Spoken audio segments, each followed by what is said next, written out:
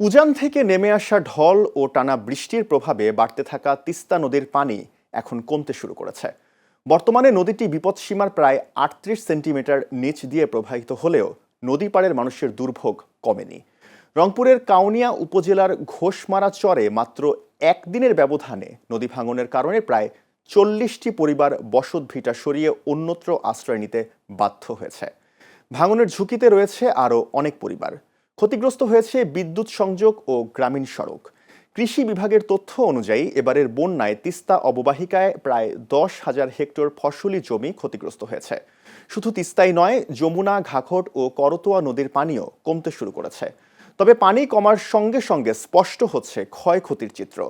নদীপাড়ের মানুষের দাবি, তিস্তা মহাপরিকল্পনার দ্রুত বাস্তবায়নই পারে এই দুর্ভোগের স্থায়ী সমাধান আনতে।